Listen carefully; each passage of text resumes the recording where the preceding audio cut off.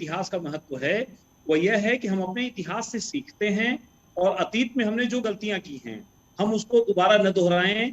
और खास तौर पर हमारा इतिहास हमारे लिए इससे महत्वपूर्ण है कि हमारे ऐसे महापुरुष जो हमारे शौर्य के प्रतीक हैं, हमारे बलिदान के प्रतीक हैं और लंबे समय तक किसी भी राष्ट्र की अस्मिता के प्रतीक हैं। पृथ्वीराज चौहान जी के साथ जो खास बात जुड़ी हुई है, यद्यपि देखिए यह एक फिल्म है और इसमें थोड़ी परिकल्पना भी होगी, मनोरंजन भी होगा। यह चूंकि डॉक्यूमेंट्री नहीं है और हो सकता है पूरी तरह से ऐतिहासिक तथ्यों पर भी आधारित न हो, लेकिन एक जो बड़ी महत्वपूर्ण बात है कि औरंगजेब से जब हम तुलना करने की बात करते हैं, पृथ्वीराज चौहान जी ने अपनी मातृभूमि की रक्षा के लिए जिस प्रकार से शौर्य दिखाया, जिस प्रकार से उन्होंने बलिदान दिया, वह इतिहास में एक बड़ी संघर्ष की गाथा है जिससे आज हम प्रेरणा ले सकते हैं। ठीक है। दूसरी बड़ी बात यह है कि 1192 में तराइन के युद्ध के बाद ही भारत में विदेशी आक्रमणकारियों का प्रभाव बढ़ा और वे अपनी पूरी ताकत यहां पर स्थापित कर पाए। तो इसीलिए हमारे भारतीय प्रतिरोध के उनको अंतिम प्रतीक माना गया, जिन्होंने गुलामी स्वीकार नहीं किया और अंतिम समय तक अपने स्वाभिमान को बनाए रखा। इस कारण से आज भी हमारे समाज के लिए, हमारे देश के लिए पृथ्वीराज चौहान जैसे लोग नायक हैं। लेकिन अगर औरंगजेब से तुलना होगी, उनके साथ जब औरंगजेब जैसे क्रूर शासकों की चर्चा की जाती है, उनके समानांतर रखा जाता है, तो सवाल उठते हैं और पूछे जाते हैं। शरद त्रिवेदी जी जुड़े हुए भाजपा प्रवक्ता। ठीक है सर, मैं आपके पास लौटूंगी, लेकिन मैं चाहती हूं कि एक बार सब लोग बोल लें। शरद त्रिवेदी जी, आज ये आरोप लग रहा है भाजपा सरकार पर कि आप लोग फिल्मों के माध्यम से राष्ट्रवाद की घुट्टी पिला रहे हैं पूरे देश में। ये भी वोटों की फसल काटने का एक नया तरीका ढूंढ लिया आप लोगों ने। क्यों बन रही हैं ऐसी फिल्में? इसका आरोप भी भाजपा पर। देखिए, राष्ट्रवाद जो है वो अभिशाप हो गया है। ये तो मुझे अभी पहली बार पता चला है कि राष्ट्रवाद की बात करना है या राष्ट्रवादी होना एक हमारे आधुनिक भारत में एक अभिशाप है, और ये 70 साल से चल रहा था। पहली चीज तो हम ये जान लें कि इतिहास हमने नहीं लिखा है। इतिहास जो है वो या तो मुगलों ने लिखा है या अंग्रेजों ने लिखा है। तो उन्होंने उन्हीं का महिमा मंडन किया जो उनकी पॉलिसी के हिसाब से सही था। आप देखिए, जो हम लोग, मैं खुद भी इतिहास का विद्यार्थी हूँ, हमारे नेशनल बुक ट्रस्ट की किताब थी फ्रीडम स्ट्रगल, उसमें जो क्रांतिकारियों पे 3 पन्ने थे कुल, और जो हमारे बाकी अंग्रेज थे उनके ऊपर पूरा उनका इतिहास बताया जाता था। हमारे यहाँ कितने लोग हैं ये जो बता सकते हैं कि महाराणा प्रताप के पिता का नाम उदय सिंह था? कितने लोग बता सकते हैं कि उनके बेटे का नाम अमर सिंह था? कितने लोग ये बता सकते हैं कि वो कौन से वंश के थे? शायद मेरे मित्र जो कर्णी सेना के, उनके अलावा कोई नहीं बता पाएगा कि वो सिसोदिया वंश के थे। कोई नहीं बता सकता है कि शिवाजी के पिताजी का नाम क्या था, शिवाजी कौन से वंश के थे।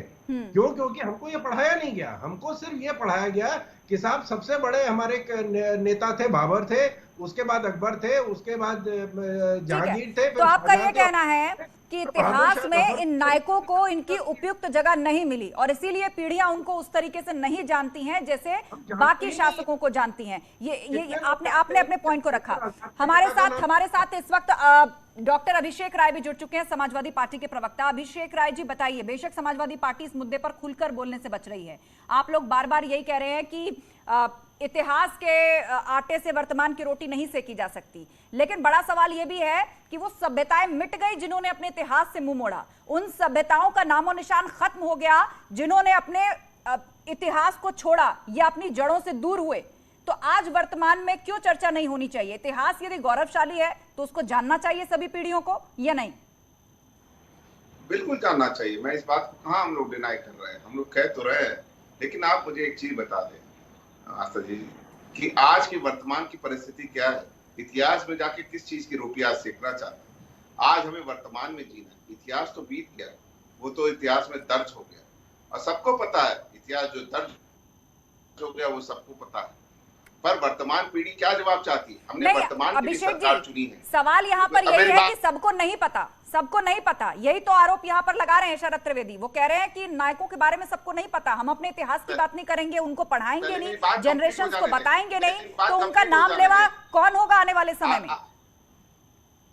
आस्था जी, मैं आपसे पूछता हूँ, मैं बहुत सीधा सवाल करता हूँ। मैं बहुत कम पढ़ा लिखा हूँ मुझे लगता है। मैं बहुत सीधा सवाल आपसे पूछता हूँ कि हमने सरकार चुनी, जनता ने सरकार चुनी वर्तमान में जीने के लिए और अपने भविष्य में जीने के लिए।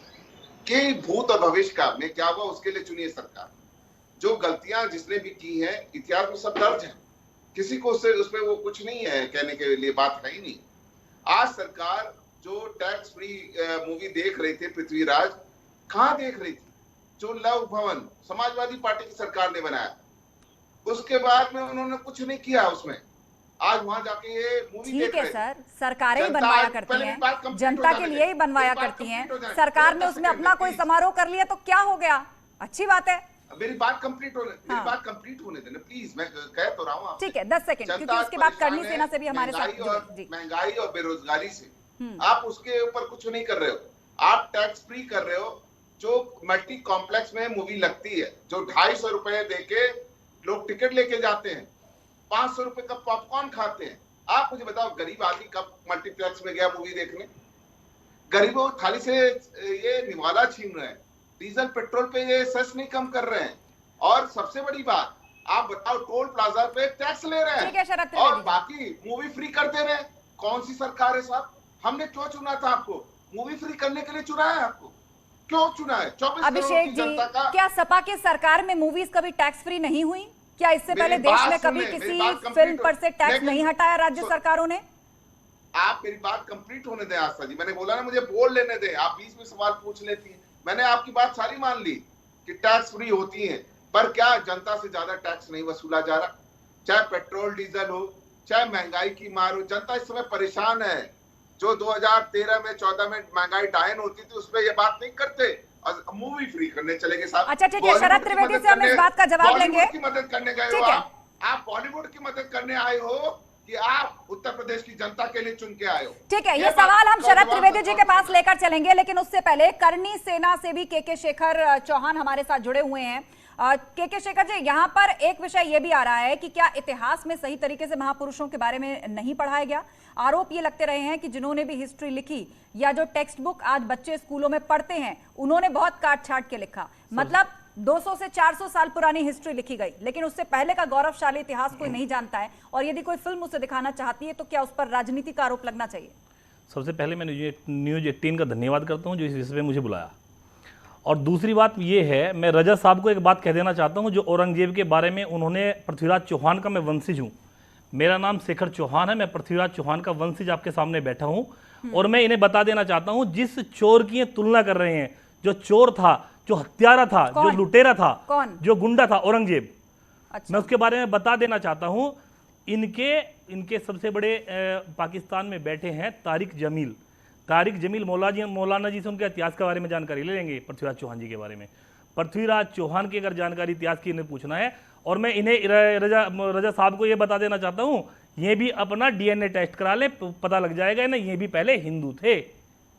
हमारे पूर्वजों के साथ, और हमारे पूर्वजों का पृथ्वीराज चौहान का मुकाबला औरंगजेब के एक चोर के, एक गुंडे के साथ कर रहे हैं, जिसने हजारों की संख्या में मंदिर तोड़कर मस्जिद बनवा दी। आज आपके सामने है सब कुछ, आज आपके सामने निकल रहा है सब कुछ, अब देख लीजिए।